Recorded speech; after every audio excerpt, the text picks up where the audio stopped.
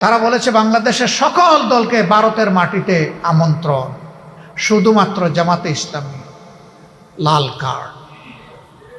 আমরা এই লাল কার্ডের পরোয়া করি না।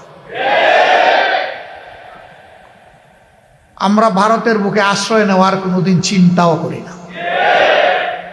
এই দেশ আমাদের দেশ, আমাদের আশ্রয়ের জায়গা 18 কোটি মানুষের অন্তর। ইনশাআল্লাহ আমরা তাদের হৃদয়ে আশ্রয় নিতে চাই এবং আমাদের হৃদয়ে বাংলাদেশকে ধারণ করতে চাই। এই জন্য বরাবর বলেছি, আমাদের কোনো পিসি খালার দেশ নাই, আমাদের দেশ বাংলাদেশ। এই স্লোগান অনেকেই দেন, কিন্তু বাস্তবে প্রমাণ দিতে পারেন না। আলহামদুলিল্লাহ, আমাদের নেতৃবৃন্দ জীবন দিয়ে ফাঁসির তক্তার উপর দাঁড়িয়ে প্রমাণ করেছেন বাংলাদেশই আমাদের ঠিকানা। আমরা সেই নেতৃবৃন্দের রেখে যাওয়া আমানতের সম্মান রক্ষা করব ইনশাআল্লাহ। ভারত আমাদের প্রতিবেশী, তাদের সাথে আমরা সৎ প্রতিবেশীর আচরণ করতে চাই এবং তারাও আমাদের সাথে সৎ প্রতিবেশীর আচরণ করছে ওটাও দেখতে চাই।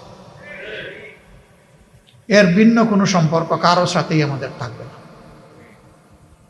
আমাদের পররাষ্ট্রনীতি স্বাধীন, এ দেশ তার পররাষ্ট্রনীতি কারোর ডিকটেশনে চলুক, এটা আমরা চাই। এটা জনগণের অভিপ্রায়ে চলবে ইনশাআল্লাহ।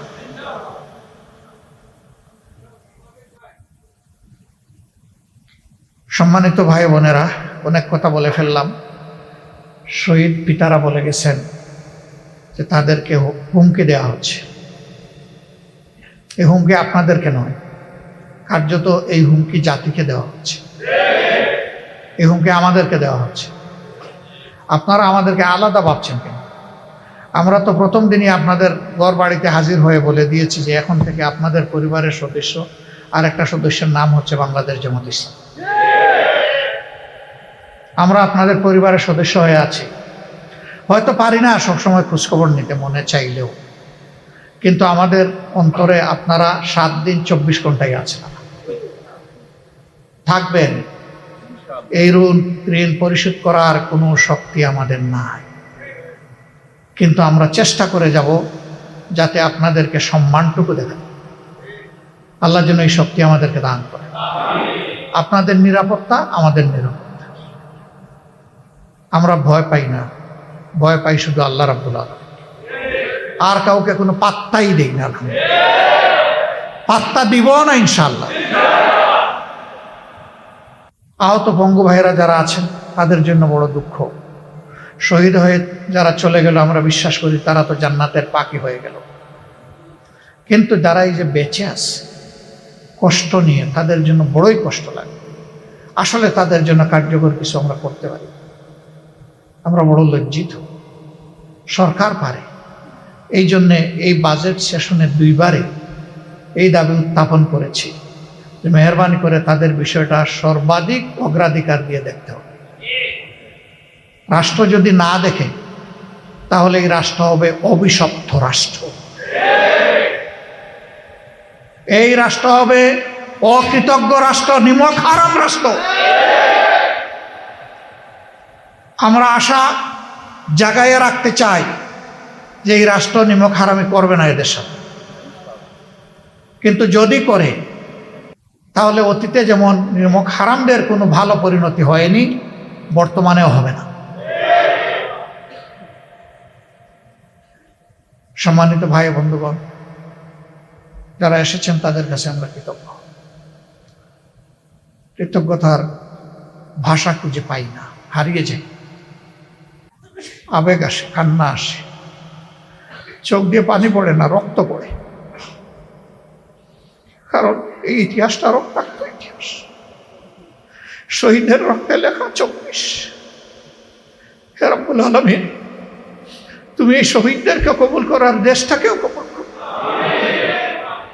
হে আল্লাহ, এটাকে সম্মানের, শান্তির, অগ্রগতির একটা দেশ বানিয়ে দাও, ন্যায় বিচারের একটা দেশ বানিয়ে দাও, আমাদের যুবকদের স্বপ্নের প্রত্যাশার দেশ বানিয়ে দাও, যেন আমরা মরার সময় শান্তি নিয়ে মরতে পারি, যে আমাদের জেনারেশনের হাতে, পরবর্তী জেনারেশনের হাতে একটা বাসযোগ্য সম্মানের দেশ আমরা তুলে দিতে পারলাম। আমাদের জন্য দোয়া করবেন। আমরা ইনশাআল্লাহ জীবন থাকতে কোনো অন্যায়ের কাছে মাথা নত করবো না। সে যত বড় শক্তি হোক, কোনো ভয় টয় দেখাই আমাদের কোনো লাভ নাই ভাই। আমরা ওই সমস্ত ভয়কে পাত্তা দিই না।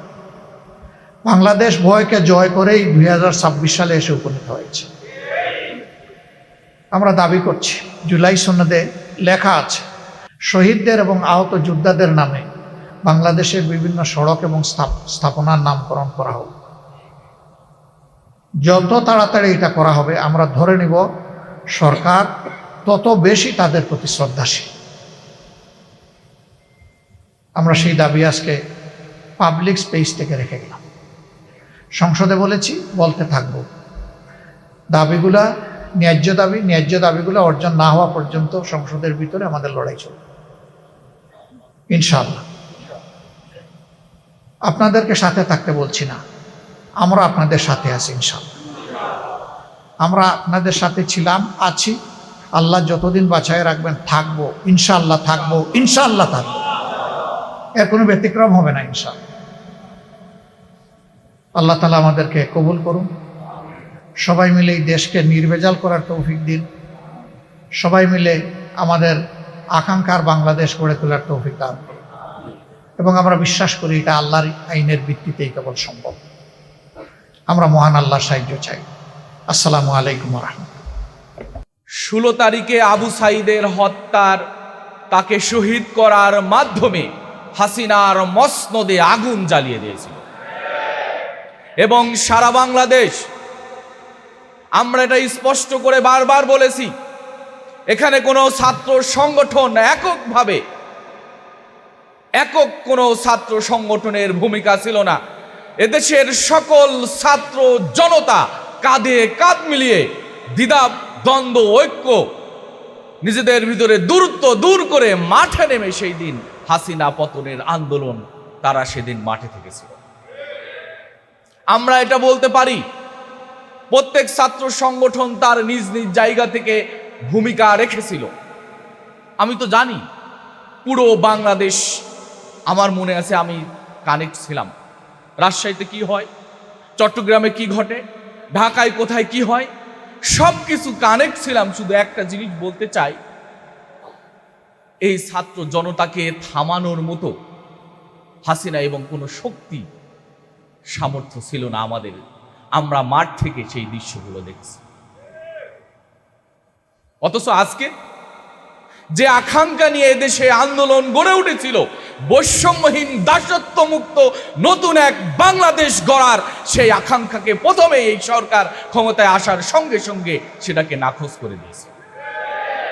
তারা এদেশের মানুষের মতামতকে তারা সর্বপ্রথম এদেশের মানুষের সাথে তারা প্রতারণা করেছে। গণভোটের জন্ম কোথা থেকে, জুলাই সনদের জন্ম কোথা থেকে, সবকিছুর মূল হলো জুলাই আন্দোলন। যদি সফল না হতো, যারা আজকে ক্ষমতার মসনদে বসে জুলাই যোদ্ধাদেরকে বিভিন্নভাবে ইঙ্গিত দিচ্ছে, জুলাই এই সনদকে নিয়ে বিভিন্ন ষড়যন্ত্র করে যাচ্ছে, শুধু এতটুকু বলতে চাই, জুলাই যোদ্ধারা যে কোনো মুহূর্তে আবারও সেই ওর চাইতে আরো বেশি ভয়াবহ রূপ নিয়ে আবার এই ময়দানে জেগে উঠতে পারে। কাজেই জুলাইয়ের চেতনাকে আগে ধারণ করতে হবে। জুলাইয়ের মূল চেতনা আকাঙ্ক্ষা হলো একটি নতুন বাংলাদেশ, নিজেদের ভিতরে দূরত্ব দূর করে, নিজেদের ভিতরে বিভেদ দূর করে নতুন বাংলাদেশ, সেই বাংলাদেশ গড়ার মূল আকাঙ্ক্ষা তৈরি হয়েছিল জুলাই। আপনারা আশ্চর্য হবেন, আমাদের কাছে মেসেজ আসতো, এই যে একজন ভাই বক্তব্য দিলেন প্রাইভেটে, সালমান, আমি নিজে প্রাইভেটের জনশক্তিদের সাথে, ছাত্রদের সাথে যখন বসেছিলাম, তারা এইটা বলেছিল যে ছাত্র শিবির যদি এই আন্দোলনে প্রথমের দিকে থাকে, আমরা সাধারণ ছাত্র সবাই, আমাদের ভিতরে এক ধরনের সাহস তৈরি হয়, আমরা পেছন থেকে এই আন্দোলনকে সফল করার জন্য শতভাগ প্রস্তুত থাকব। কাজেই আমরা তো সেই ছাত্র শিবিরকেই রেখে আসছি। সেই ছাত্র শিবির তো আছে, সেই জুলাই যোদ্ধারা আছে, সেই ভ্যান চালকরা আছে, সেই বিভিন্ন ত্যাগী মানুষরা আছে যারা যে কোনো সময় আবার দাবানলের মতো জেগে উঠতে পারে। কাজেই শুধু এতটুকু বলতে চাই, হাসিনা বিদায় নিয়েছে, নতুন আরেকটি রিজিমের যাত্রা শুরু হয়েছে। যদি এরাও যদি হাসিনার পথে হাঁটা শুরু করে, আবার দাবানল যখন জেগে উঠবে, আমার মনে হয় এটাকে থামানোর কোনো শক্তি দেশের মানুষের আর হবে না। আসুন জুলাইকে ধারণ করি, জুলাইয়ের চেতনাকে ধারণ করি। নতুন যে স্বপ্ন আমরা জুলাই যোদ্ধারা এঁকে দিয়েছিল, সেই স্বপ্ন নিজেদের ভিতরে নিয়ে সত্যি একটি বৈষম্যহীন নতুন বাংলাদেশ গড়ার প্রচেষ্টা আমরা চালিয়ে যাই। এবং যারা সরকারি দলে আছে, যারা বিরোধী দলে আছে, আমার এটা মনে হয় খুব অচিরেই এরকম কথা আবার আসবে যে জুলাই যোদ্ধাদেরকে বিচারের মুখোমুখি করা হবে। এরকম যেন কোনো পরিস্থিতি না আসে, তার জন্য এখনই এই মুহূর্তে থেকেই আমাদের জুলাইকে বাস্তবায়নের জন্য আবারও তৎপর ভূমিকা রাখতে হবে। সে আহ্বান রেখেই শহীদ আবু সাঈদ সহ যারা শহীদ হয়েছেন তাদের জন্য দোয়া রেখেই আমার বক্তব্য শেষ করছি।